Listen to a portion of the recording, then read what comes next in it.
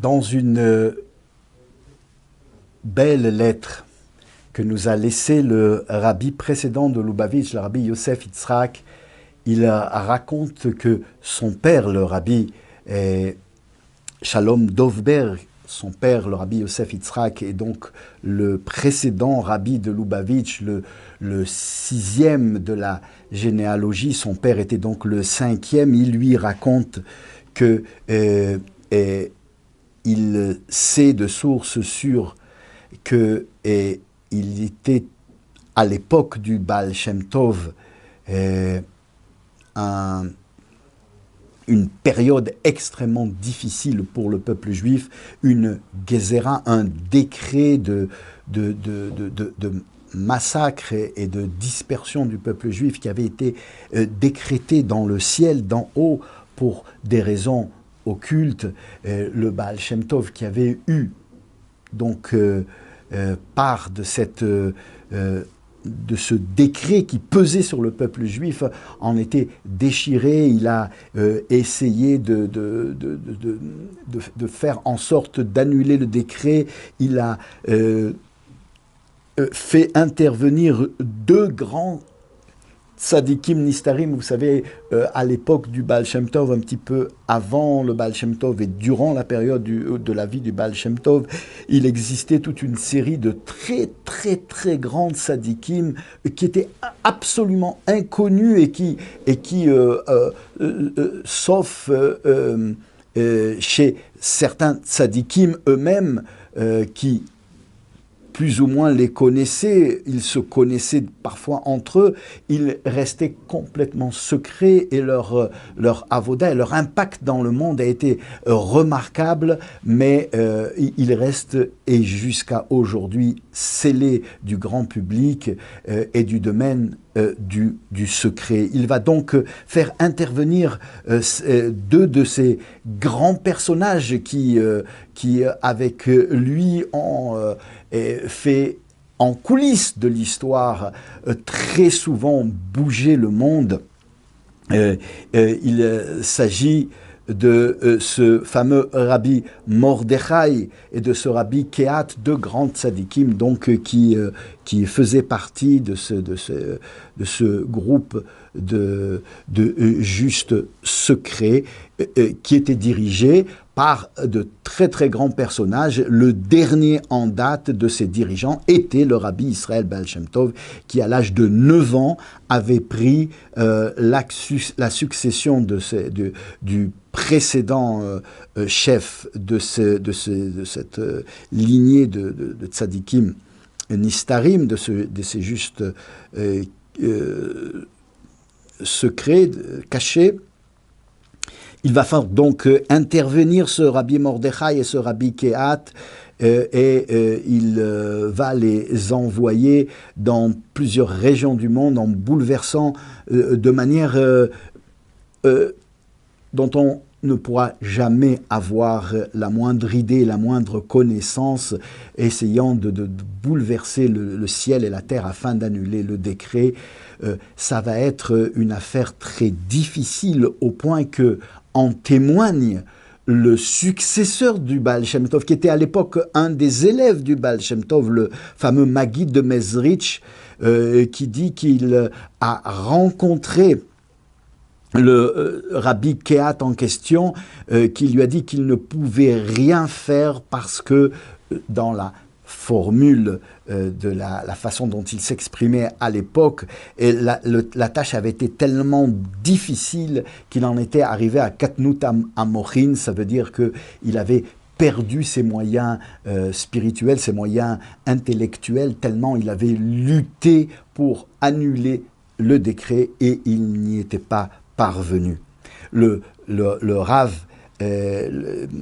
qui donc succédera au Baal Shem Tov, le Maggid de Mezrich, qui avait entendu ce pauvre Rabbi Kehat se torturer de douleur de ne pas avoir réussi à annuler la Xéra, va faire une demande au Baal Shem Tov. Est-ce qu'il pourra l'aider? Le Baal Shem Tov va l'accorder, mais malgré tout, même à 2, à 3, à 4, ils n'y arriveront pas. Alors le Baal Shem Tov va user de procéder occulte où, comme dans certains cas, il se permettait par des moyens spirituels d'avoir des élévations où il quittait ce monde et allait monter dans les sphères supérieures de la divinité, où il pouvait essayer d'arranger certaines choses qui devaient être réparées. Et donc il va monter de niveau en niveau dans ces sphères spirituelles, quittant ce monde matériel. Et puis il arrive à un niveau extrêmement lumineux et où tout autour il sent une joie immense éclater.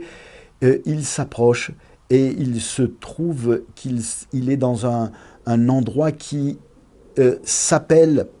le palais d'un certain juif très très très très simple qui était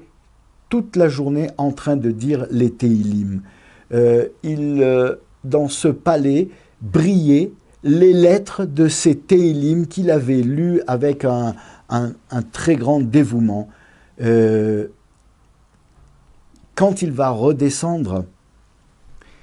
il va essayer de retrouver dans ce monde matériel, dans ce monde physique où habite ce pauvre juif, et il le rencontre. Il s'agit d'un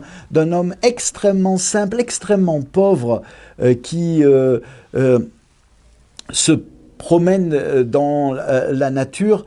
en faisant ci et là des métiers de pauvres gens qui lui permettent de nourrir sa famille. Et il ne sait pas étudier, il ne comprend pas les prières qu'il dit, mais avec un cœur débordant d'amour pour Dieu, eh bien, il récite les 3 prières journalières, et puis surtout, 5 fois par jour, tous les jours de sa vie, 5 fois de suite, et par jour, il récite les 150 Téhilim du Sefer Téhilim.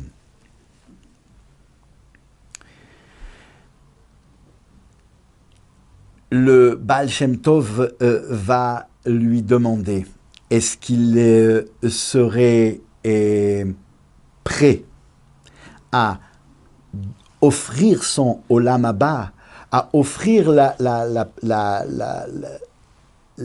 lumière qu'il a dégagée et qui lui revient dans le Olam Haba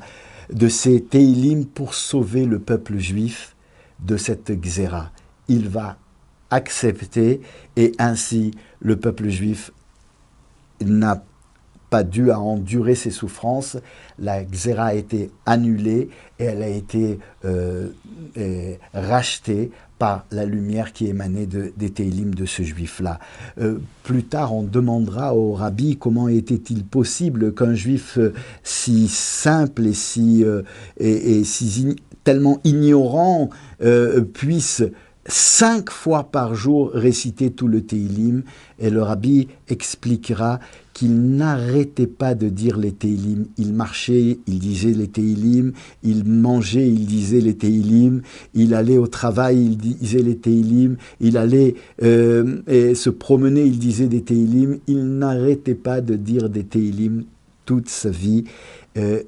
malgré son ignorance et malgré sa pauvreté